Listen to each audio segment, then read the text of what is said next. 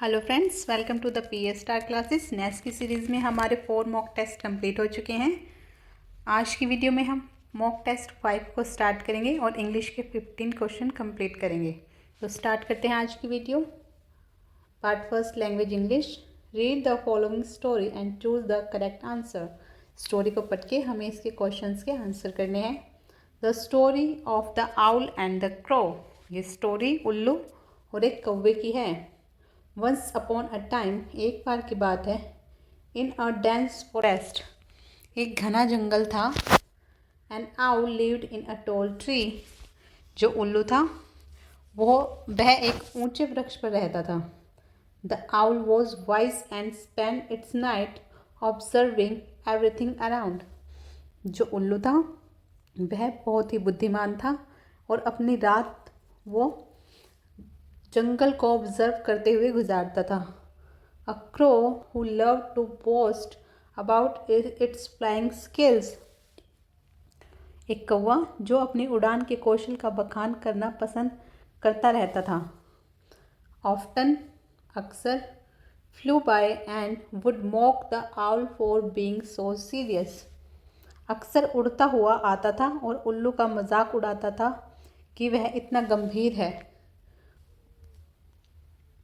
One day, एक दिन, a fierce storm hit the forest, जंगल में तूफान शुरू हो गया।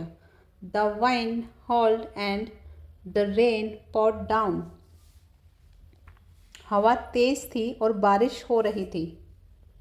The crow caught in the storm, जो कौवा था वह तूफान में फंस गया। स्ट्रगल टू फाइंड शेल्टर, और अपने लिए कोई सुरक्षित जगह ढूंढने लगा। It spotted the owl's tree, उसे उल्लू का ट्री दिखाई दिया जिस पर उल्लू रहता था। And hurriedly flew to it for safety, और जल्दी से उसके पास उड़कर चला गया अपने बचाव के लिए। The owl welcomed the crow inside its cosy nook, उल्लू ने कौवे का अपने आरामदायक कोने में स्वागत किया। As they waited for the storm to pass, जब वे तूफान के गुजरने का इंतज़ार कर रहे थे, द क्रो सेड, कौवे ने कहा, I used to think you were too serious, मैं सोचता था कि तुम बहुत ही गंभीर हो।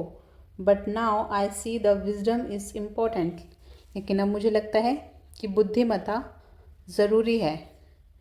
Thank you for saving me, तुम्हारा बहुत शुक्रिया कि तुमने मुझे बचाया।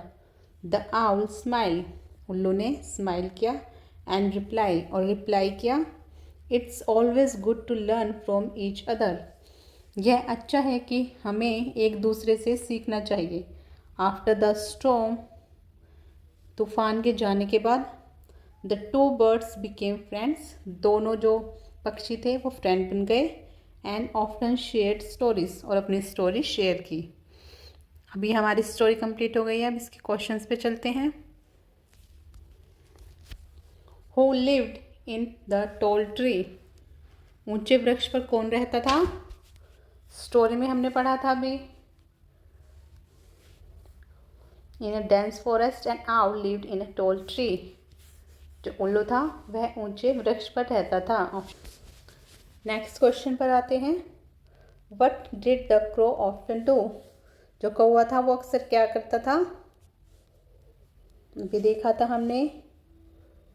अ crow who loved to boast about its flying skills often flew by and would mock the owl for being so serious, वह अपनी तारीफ खुद ही करता था और जो उल्लू था उसका मजाक उड़ाता था। Option number second, mock the owl, ये लिखा हुआ है यहाँ पर, mock the owl. Next question पर आते हैं। What happened during the storm, जब तूफान आ रहा था तो क्या हुआ था? द आउल फ्लू अवे, उल्लू उड़ कर गया था? नहीं। The crow found shelter with the owl, yes, जो कौवा था उसने अपना शेल्टर ढूंढा था उल्लू के पास। It spotted the owl's tree and hurriedly flew to it for safety, वह उल्लू के पास उड़कर गया था। नेक्स्ट क्वेश्चन पर आते हैं। Question number 4, what lesson did the crow learn? कौवे ने क्या लेसन लर्न किया था? आउल आर स्कैरी, उल्लू डरा हुआ था, नहीं। फ्लाइंग इज़ ईजी, नहीं। उड़ना आसान है, ये भी नहीं था। Wisdom is important, yes. Crow ने आउल को कहा था कि विजडम इज़ इम्पोर्टेंट, क्योंकि पहले वो उसका मजाक उड़ाता था कि ये बहुत ही गंभीर है। फिर बाद में उसको एहसास हुआ कि नहीं, wisdom is important. Next question पर आते हैं। What is a synonym for wisdom? Wisdom के लिए सिनोनिम क्या होता है? विजडम का मतलब होता है बुद्धिमत्ता, समझदारी। तो ऑप्शन नंबर फर्स्ट देखते हैं, knowledge.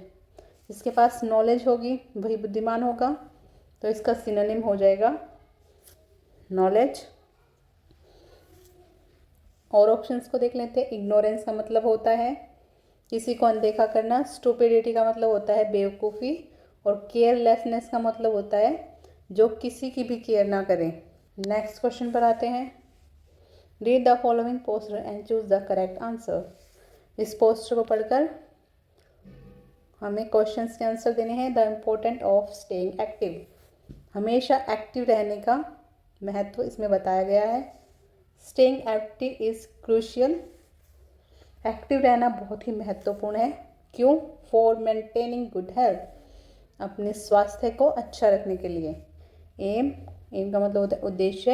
At least 30 minutes of exercise each day, हमें कम से कम 30 मिनट एक्सरसाइज करनी चाहिए एक दिन में। दिस कैन इंक्लूड, और क्या क्या इंक्लूड कर सकते हैं उसमें? Walking, running, dancing, what ever you enjoy. What ever मतलब जो कुछ भी आप इंजॉय करते हैं, इसमें से वॉकिंग, रनिंग, डांसिंग या जो कुछ भी आपको पसंद है वो। रेगुलर फिजिकल एक्टिविटी हेल्प्स, अगर आप रेगुलर एक्टिविटी करते हैं, फिजिकल एक्सरसाइज करते हैं, तो वो किस किस चीज़ में हेल्प करते हैं? इंक्रीजिंग एनर्जी, आपकी एनर्जी को बढ़ाने के लिए। स्ट्रेथन्स मसल्स, आपकी मसल्स को मजबूत बनाने के लिए। Don't forget to stretch before and after exercising to prevent injuries, चोटों से बचने के लिए आपको एक्सरसाइज से पहले और एक्सरसाइज के बाद स्ट्रेचिंग करनी चाहिए, यानी बॉडी को खिंचाव देने वाले व्यायाम करने चाहिए। रिमेंबर, याद रखो, every little bit of movement count, हर छोटे छोटे मूवमेंट काउंट होते हैं। तो क्वेश्चन नंबर 6 को देखते हैं। How much exercise should you aim for each day, यानी एक दिन में कितनी एक्सरसाइज करनी चाहिए? कम से कम 30 minutes. Option number B, 30 minutes exercise करनी ही चाहिए कम से कम। नेक्स्ट क्वेश्चन पर आते हैं। What are some activities mentioned for staying active? इन्होंने बोला है कि कौन कौन सी एक्टिविटी है जिससे एक्टिव रहते हैं, या एक्टिव रहने के लिए कौन कौन सी एक्सरसाइज करनी चाहिए। इसमें लिखा था this can include walking, running and dancing. अब यहाँ पे ऑप्शन देखते हैं। Walking, running, dancing, option number C correct होगा। नेक्स्ट क्वेश्चन पर आते हैं। What is one benefit of regular physical activity? Regular physical activity का कोई एक बेनिफिट बताइए। डिक्रीजिंग एनर्जी, एनर्जी को कम करता है, नहीं। एनर्जी को बढ़ाता है, option number C increase energy. ऊपर भी पढ़ा था ये हमने, increase energy, physical activity help करती है इंक्रीज एनर्जी को। नेक्स्ट क्वेश्चन पर आते हैं। What should you do before and after exercise? Exercise से पहले और एक्सरसाइज के बाद क्या करना चाहिए? Don't forget to stretch before and after exercise to prevent injuries, यानी कि स्ट्रेचिंग वाली एक्सरसाइज हमें करनी चाहिए जिससे चोटें लगने का खतरा कम हो जाए। तो ऑप्शन नंबर सी करेक्ट होगा। नेक्स्ट क्वेश्चन पर आते हैं।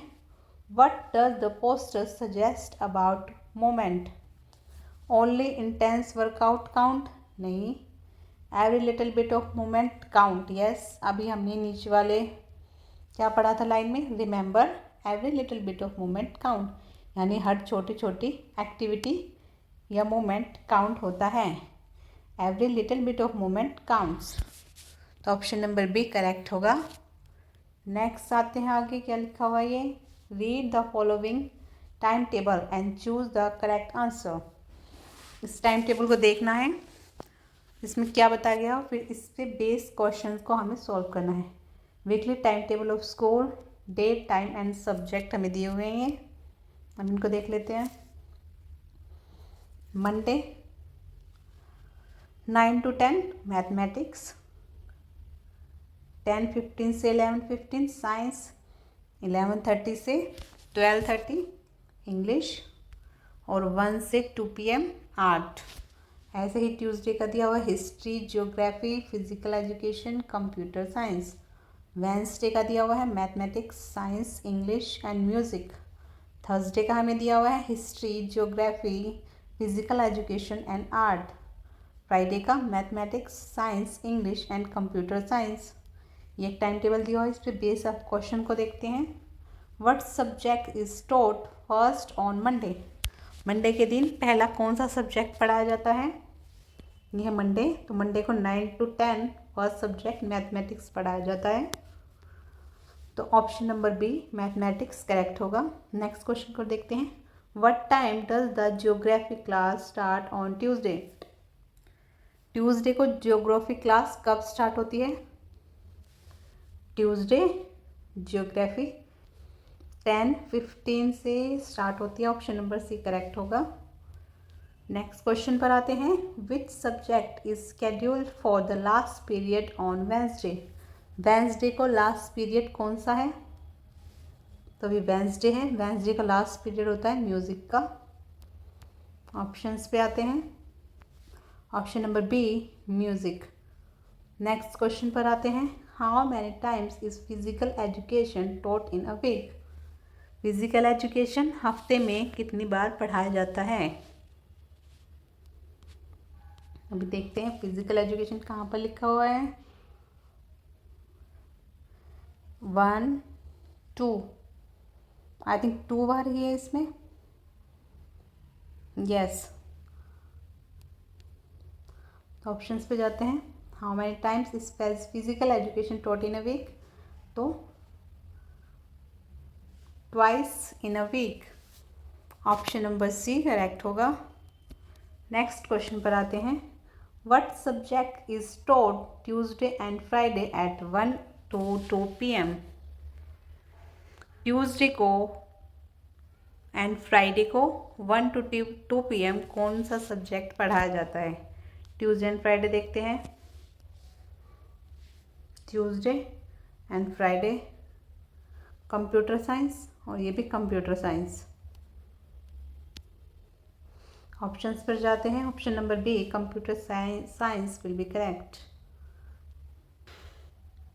तो इसी के साथ आज के 15 क्वेश्चंस हमारे कंप्लीट होते हैं। कल मैथ्स के 15 क्वेश्चंस कंप्लीट करेंगे और 2 दिन में हमारा मॉक टेस्ट 5 भी कंप्लीट हो जाएगा। आप सभी से रिक्वेस्ट है, अगर आपको हमारी वीडियोस अच्छी लग रही हैं तो प्लीज़ चैनल को सब्सक्राइब कीजिए, जिससे आने वाले वीडियोस की नोटिफिकेशन आपको मिल जाएंगे।